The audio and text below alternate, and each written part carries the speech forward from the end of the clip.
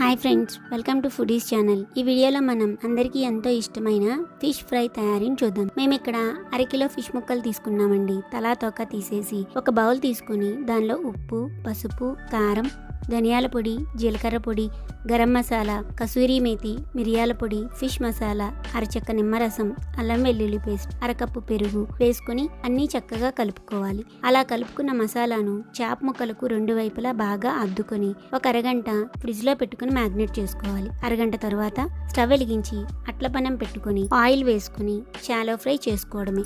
ఒకవైపు వేగాక మరోవైపు కూడా తిప్పుకొని అలానే వేపుకోవాలి. ముక్కలు తిప్పేటప్పుడు జాగ్రత్తగా తిప్పుకోవాలని గమనించగలరు. మిగిలిన వాటిని కూడా అలానే ఫ్రై చేసుకుని ఆనియన్, నిమ్మకాయ, కొత్తిమీరతో గార్నిష్ చేసుకుని సర్వ్ చేసుకోవడమే. అంతేనండి, వేడి వేడి ఫిష్ ఫ్రై రెడీ. ఈ వీడియో మీకు నచ్చినట్లయితే లైక్ చేయండి, షేర్ చేయండి, కమెంట్ చేస్తూ సబ్స్క్రైబ్ చేయడం మర్చిపోకండి. Thank you friends.